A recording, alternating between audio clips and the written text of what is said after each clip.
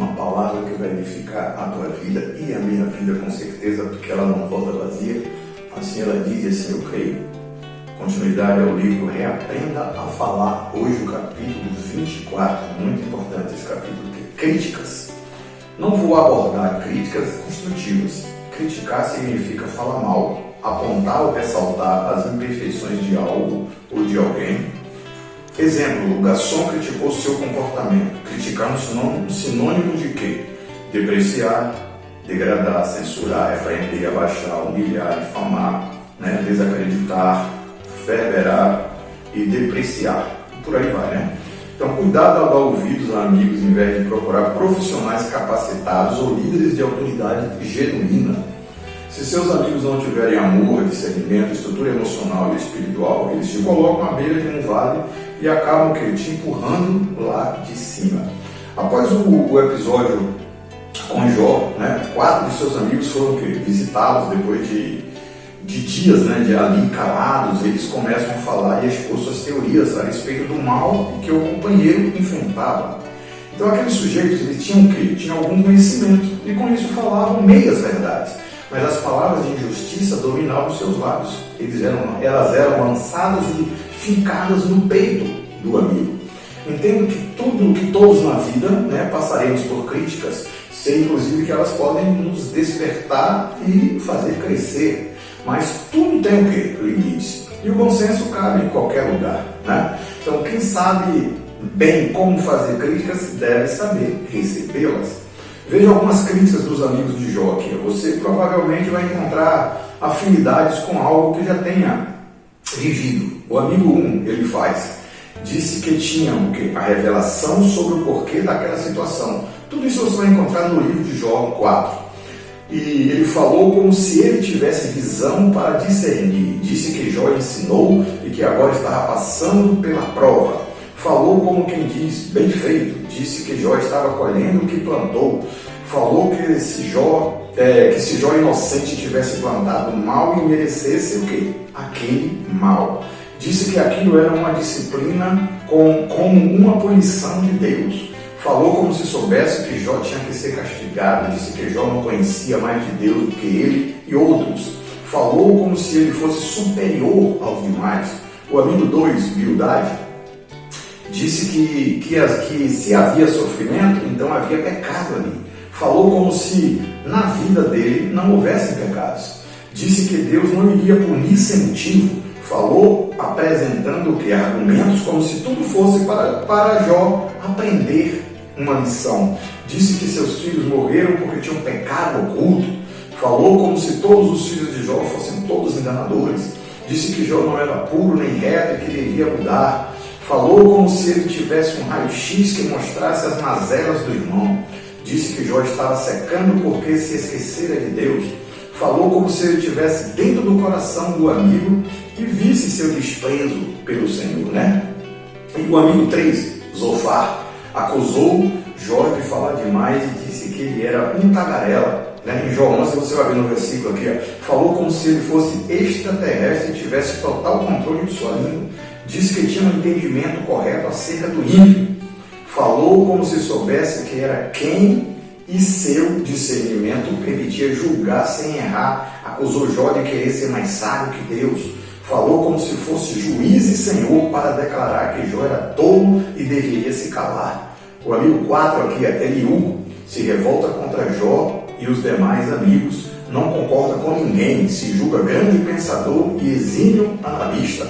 Diz que ninguém ia conseguir responder a ele. Falou como se os que estavam diante dele tivessem menos inteligência que ele.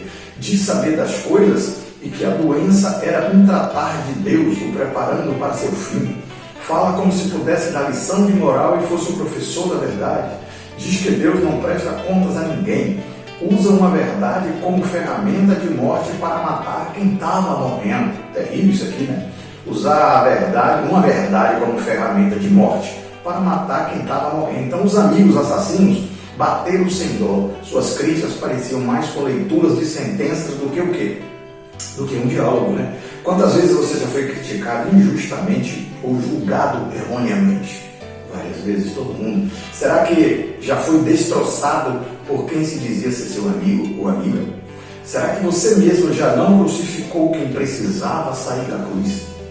Quem bate esquece, mas quem apanha merece no mínimo maior atenção e pedido de perdão. Onde estão hoje aqueles amigos que são como os de Jó? Eles andam frequentando sua casa? Você já agiu como eles, miseráveis monges imaculados? Você anda junto de pessoas críticas e extremistas como eles? Por quê? É escravo delas? Quem te obriga a fazer isso? Se você já não está tão bem, por que aceitaria continuar ouvindo quem te faz ficar pior? Né? Então os amigos de Jó poderiam ter 1000 pensamentos cada um, mas isso não os dava autoridade ou direito para dizer o que quisessem. Cadê o amor entre os irmãos? Aqueles linguarudos atuaram como se estivessem numa corte celestial e houvessem sido contratados como promotores de quê? De acusação. Lembrando que faziam isso de graça e sem razão até para aparecer, uma vez que não havia gente para os aplaudir. Olha as bocas dos santinhos sendo emprestadas ao inferno. Né? Olha as palavras de condenação em vez de apoio, ânimo e salvação. Olha a quantidade de veneno sendo injetado lentamente no doente que necessitava de remédios caseiros. Né? Quanta vergonha, é muita falta de compaixão para com um coração que gemia ao ouvido deles. Depois disso, Jó abriu a boca e amaldiçoou o dia do seu nascimento, porque não morri ao nascer e não pereci quando saí do ventre. O que eu tinha veio sobre mim, e o que eu receava me aconteceu.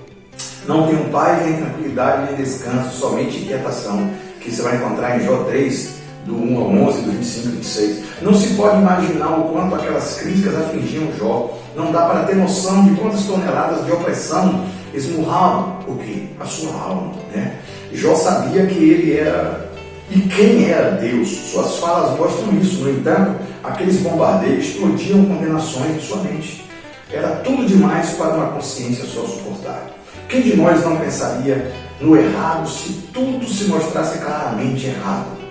Quem não acataria conflitos vivendo aquilo tudo? Quem pode afirmar que está isento de passar por momentos dificultosos de complexidades, confusões e agonias? Que ser humano tem sua fé sempre 100% inabalável? Conhece alguém? Você conhece um super-homem? Pois é, só eu. É bom você saber que não é o único que sofre e passa por sofrimentos de incredulidade.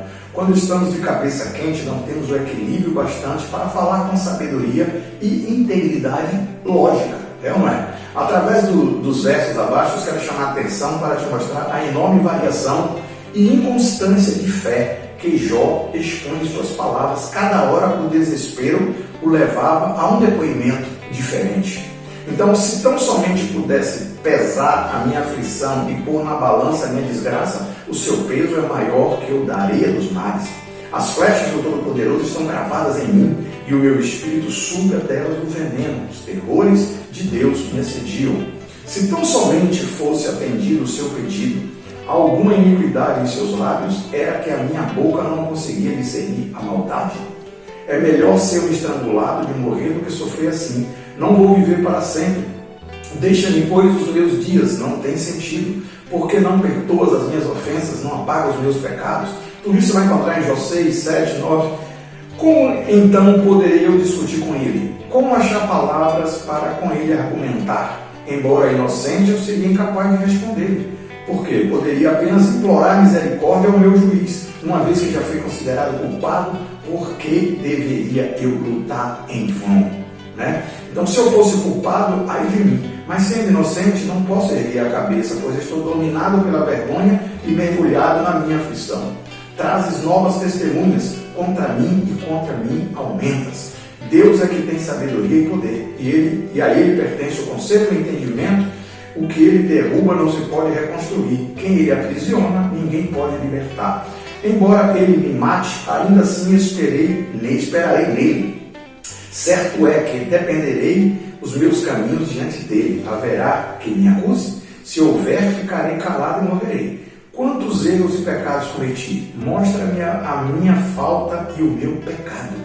Os dias do homem estão determinados. Tu decretastes o número de seus meses e estabeleceste limites que ele não pode ultrapassar.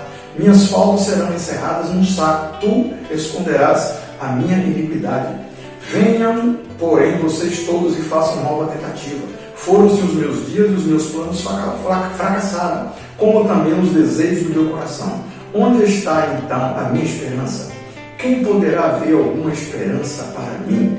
Vocês já me repreenderam 10 vezes sem vergonha de agredir-me. Os meus parentes me abandonaram e os meus amigos esqueceram-se de mim.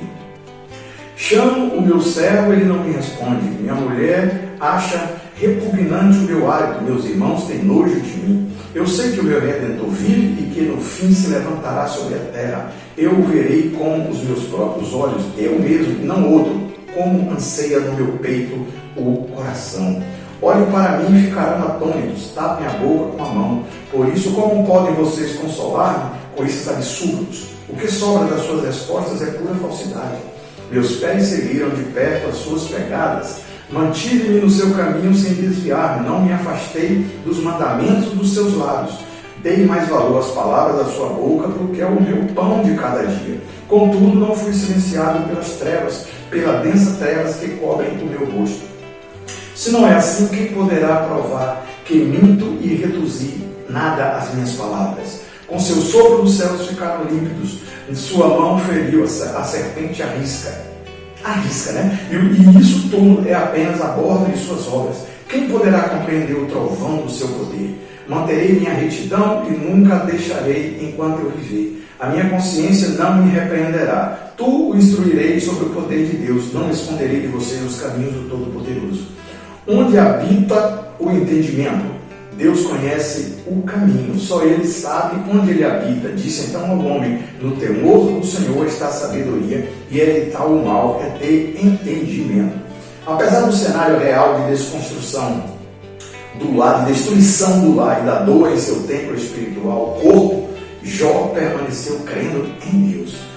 Chegou um momento que Jó orou pelos amigos e viveu uma virada que marcaria seus longos dias e uma superabundância em sua casa. Depois que Jó orou por seus amigos, o Senhor o tornou novamente próspero e lhe deu em dobro tudo o que ele tinha antes.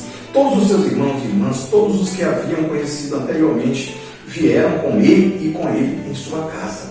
Eles o consolaram e o confortaram por todas as tribulações que o Senhor tinha trazido sobre ele, e cada um lhe deu uma peça de prata e um anel de ouro.